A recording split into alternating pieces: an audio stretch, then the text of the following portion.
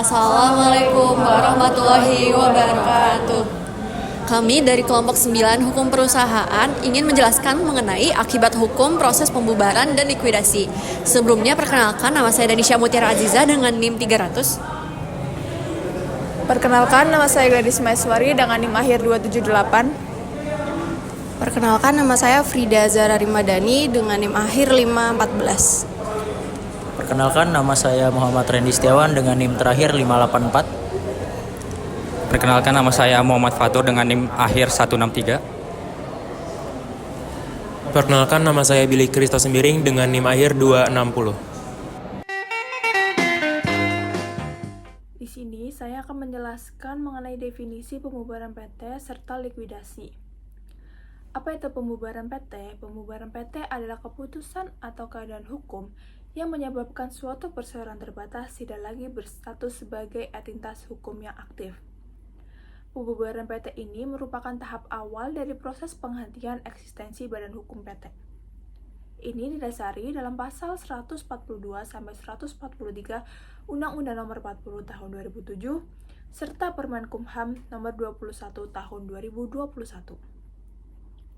Kemudian, apa itu likuidasi? Likuidasi adalah proses pengurusan harta kekayaan perusahaan setelah PT dinyatakan bubar. Tujuan dari likuidasi ini adalah untuk melunasi seluruh kewajiban, membagikan sisa kekayaan, dan menyelesaikan urusan hukum sebelum PT benar-benar dihapus dari sistem hukum negara. Ini didasari dalam pasal 144 sampai 152 Undang-Undang Nomor 40 Tahun 2007 serta Peraturan Menteri Hukum dan HAM terkait pelaporan likuidasi dan penghapusan badan hukum. Kemudian, ada pun perbedaan dari likuidasi serta pembubaran PT. Dari aspek pengertiannya sendiri, pembubaran PT adalah proses hukum untuk menghentikan status badan hukum. Sementara likuidasi adalah proses pengurusan aset dan kewajiban setelah bubar. Kemudian dari aspek waktu terjadinya, pembubaran PT ini terjadi sebagai awal dari penghentian perusahaan, sementara likuidasi ini terjadi setelah pembubaran dilakukan. Kemudian, dari aspek pihak yang bertindak, pembubaran PT ini ada pemegang saham, pengadilan, serta menteri, sementara likuidasi itu ada likuidator atau bisa disebut direksi atau pihak ketiga. Kemudian dari aspek tujuannya, pembubaran PT ini bertujuan untuk menghentikan eksistensi hukum PT, sementara likuidasi ini bertujuan untuk menyelesaikan seluruh kewajiban perusahaan. Oke, selanjutnya saya akan membahas contoh kasus dari pembubaran PT di Indonesia. Jadi, kasus yang akan saya sebutkan ini sebagai kasus pembubaran dan likuidasi BUMN yang mengalami kerugian berat dan gagal melakukan pemulihan usaha. Jadi, kasus yang akan saya angkat dalam pembahasan ini adalah pembubaran dua badan usaha milik negara, yaitu PT Merpati Nusantara Airlines dan PT Istaka Karya. Jadi, saya akan membahas kasus yang pertama, yaitu pembubaran PT Merpati Nusantara Airlines yang disebabkan krisis keuangan berat. Jadi, PT Merpati Nusantara Airlines adalah maskapai legendaris Indonesia yang berdiri sejak tahun 1962. Namun sejak 2014, Merpati berhenti beroperasi akibat krisis keuangan berat. Akumulasi utang Merpati mencapai lebih dari 10 triliun rupiah, membuat restrukturisasi tidak berhasil. Pada tanggal 20 Oktober 2022, Presiden Joko Widodo menetapkan Peraturan Pemerintah Nomor 8 Tahun 2023 tentang pembubaran PT Merpati Nusantara Airlines. Berdasarkan peraturan ini, PT Merpati Nusantara resmi dibubarkan dan memasuki proses likuidasi sesuai Undang-Undang PT. Pemerintah menunjuk tim likuidator untuk menyelesaikan aset, kewajiban, dan utang perusahaan termasuk kewajiban kepada karyawan dan pihak ketiga. Selanjutnya, contoh kasus yang kedua yang akan saya bahas yaitu pembubaran PT Istaka Karya yang mengalami krisis keuangan serius. Jadi, PT Istaka Karya dulu dikenal sebagai PT Indonesian Consortium. Selanjutnya, contoh kasus yang kedua yang akan saya bahas yaitu pembubaran PT Istaka Karya yang mengalami krisis keuangan serius. Jadi, PT Istaka Karya dulu dikenal sebagai PT Indonesian Consortium of Construction Industry.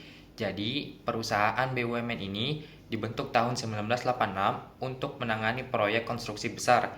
Namun, sejak 2021, Istaka mengalami krisis keuangan serius dan tidak mampu memenuhi kewajiban terhadap kreditur. Pada Juli 2022, Mahkamah Agung menetapkan PT Istaka Karya dalam status pilot. Lalu pada Januari tanggal 17 2023, pemerintah menetapkan Peraturan Pemerintah Nomor 13 Tahun 2023 tentang pembubaran PT Istaka Karya.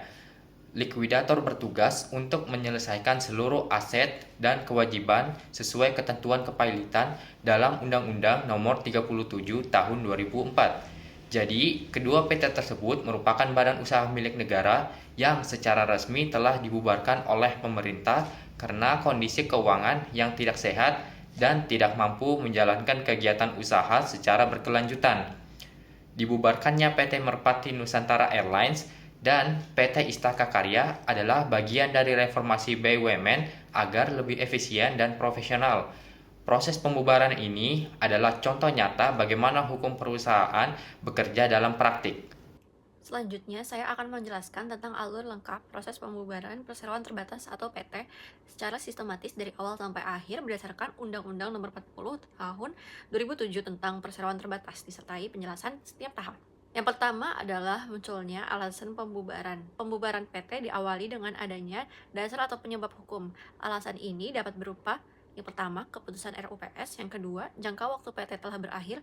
Yang ketiga, penetapan pengadilan. Yang keempat, harta pilot tidak cukup membayar utang. Selanjutnya, dicabutnya izin usaha atau badan hukum oleh menteri. Selanjutnya, permohonan jaksa karena pelanggaran hukum. Outputnya adalah dinyatakan dibubarkan, tetapi masih berstatus badan hukum untuk proses berikutnya. Yang kedua adalah keputusan formal pembubaran. Jika pembubaran berasal dari RUPS, maka yang pertama, dilaksanakan RUPS sesuai ketentuan anggaran dasar. Yang kedua, RUPS disetujui pembubaran. Yang ketiga, RUPS menunjuk likuidator. Selanjutnya, jika pengadilan atau instansi lain, penunjukan likuidator dilakukan oleh pengadilan atau oleh menteri. Output dari ini adalah keputusan resmi pembubaran dan likuidator yang sah. Yang ketiga, pengumuman dan pemberitahuan resmi. Likuidator wajib yang pertama memberitahukan pembubaran kepada Menteri Hukum dan HAM dalam waktu 30 hari.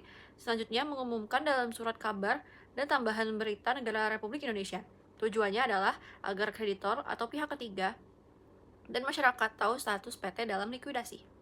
Outputnya adalah berstatus resmi PT menjadi PT dalam likuidasi. Yang keempat, proses likuidasi. Likuidator menjalankan tugas yang pertama, menghitung dan mencatat aset serta kewajiban PT. Yang kedua, menyelesaikan kewajiban kepada yang pertama kreditor, lalu karyawan, dan negara atau pajak. Yang ketiga, menjual atau mencairkan aset. Yang keempat, membagikan sisa aset kepada pemegang saham. Outputnya adalah semua kewajiban lunas dan harta dibagi sesuai hak. Yang kelima adalah penyusunan dan pengesahan laporan likuidasi. Likuidator membuat laporan akhir, lalu laporan diajukan kepada RUPS jika dibubarkan oleh RUPS. Tapi kalau lewat pengadilan, ya ke pengadilan. RUPS atau pengadilan menyetujui laporan. Outputnya laporan likuidasi disahkan. Yang keenam, penghapusan status badan hukum PT. Likuidator menghapuskan hasil likuidasi ke Menteri Hukum dan HAM, lalu Menteri Hukum dan HAM menghapus nama PT dari daftar perseroan. Selanjutnya, status hukum PT resmi berakhir. Outputnya, PT tidak lagi secara eksis dihukum. Baik, selanjutnya saya akan menjelaskan mengenai syarat dan akibat hukum pembubaran PT. Pembubaran PT diatur dalam Undang-Undang Nomor 40 Tahun 2007 tentang perseroan terbatas, khususnya di pasal 142 sampai dengan 147. PT dapat dibubarkan berdasarkan beberapa alasan atau syarat yang akan saya jelaskan. Yang pertama ada keputusan rapat umum pemegang saham. Yang kedua ada jangka waktu PT berakhir. Yang ketiga berdasarkan putusan pengadilan. Yang keempat, harta perseroan tidak cukup membayar utang. Yang kelima, dicabutnya izin usaha atau kepailitan. Dan yang terakhir, yang keenam, yaitu alasan lain berdasarkan ketentuan peraturan perundang-undangan. Yang selanjutnya saya akan menjelaskan mengenai akibat hukum pembubaran PT. Yang pertama, PT masuk dalam masa likuidasi. Yang kedua, status hukum PT tetap ada selama likuidasi. Yang ketiga, PT tidak boleh melakukan kegiatan usaha baru. Yang keempat, pemberitahuan kepada publik. Yang kelima yaitu tanggung jawab direksi dan likuidator. Nah, direksi bertanggung jawab sampai likuidator diangkat. Setelah itu, likuidator bertanggung jawab penuh atas proses pemberesan. Yang keenam, yang terakhir yaitu penghapusan badan hukum PT. Setelah proses likuidasi selesai dan laporan pertanggungjawaban disetujui RUPS atau pengadilan, maka likuidator mengajukan permohonan penghapusan PT dari daftar perusahaan ke Kemenkumham dan PT dihapus dari daftar perseroan. Terima kasih. Berikutnya, saya akan menjelaskan mengenai proses likuidasi PT, di mana prosedur likuidasi PT dapat dibagi menjadi 3 tahap, yaitu tahap yang pertama adalah pemberitahuan pembubaran perseroan. Dalam jangka waktu paling lama 30 hari terhitung sejak tanggal pembubaran perseroan. Likuidator wajib memberitahukan kepada semua kreditor mengenai pembubaran perseroan dengan cara mengumumkan pembubaran perseroan dalam surat kabar dan berita negara Republik Indonesia. Lalu pembubaran perseroan kepada Menteri Hukum dan HAM untuk dicatat dalam daftar perseroan bahwa perseroan dalam likuidasi yang wajib dilengkapi dengan bukti. Berikutnya, yang kedua yaitu pemberesan harta kekayaan perseroan.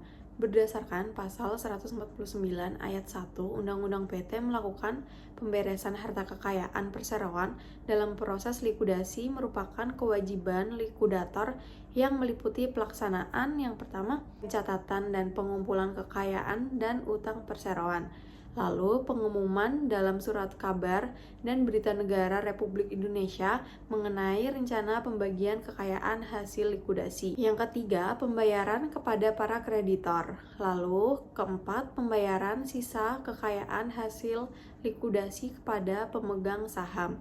Dan tindakan lain yang perlu dilakukan dalam pelaksanaan pemberesan kekayaan.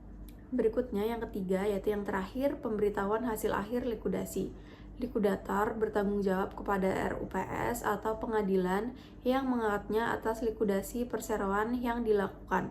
Kemudian likuidator wajib memberitahukan kepada Menteri dan mengumumkan hasil akhir proses likuidasi dalam surat kabar setelah RUPS memberikan pelunasan dan pembebasan kepada likuidator atau setelah pengadilan menerima pertanggungjawaban likuidator yang ditunjuknya. Pemberitahuan tersebut dilakukan dalam jangka waktu paling lama 30 hari terhitung sejak tanggal pertanggungjawaban likuidator atau kreditor diterima oleh RUPS, pengadilan atau hakim pengawas. Kemudian, saya akan menjelaskan terkait materi akibat hukum dari adanya likuidasi. Yang pertama, perseroan terbatas wajib melunasi kewajibannya. Dalam hal ini, perseroan terbatas sebagai badan hukum tetap memiliki tanggung jawab untuk menyelesaikan semua kewajiban keuangan atau perjanjian yang sudah disepakati sebelumnya. Misalnya, terkait adanya utang ke bank, kewajiban membayar pajak, kewajiban ke vendor atau ke pihak ketiga, dan lain sebagainya. Yang kedua, membagikan sisa kekayaan. Namun dalam konteks ini, sifatnya ialah opsional. Dalam hal ini, apabila perseroan terbatas bubar dan sudah selesai melunasi semua kewajibannya, termasuk utang, pajak, gaji karyawan, dan lain sebagainya, maka jika masih ada sisa harta atau kekayaan, sisa itu akan diberikan ke pemegang saham sesuai dengan porsi kepemilikannya masing-masing. Pun yang ketiga, menyelesaikan urusan hukum. Dalam hal ini, perseroan terbatas akan membereskan semua hal yang berkaitan dengan hak dan kewajiban hukum perseroan terbatas sebelum statusnya benar-benar dihapus dari catatan negara itu sendiri. Sekian penjelasan dari kelompok kami. Wassalamualaikum warahmatullahi wabarakatuh.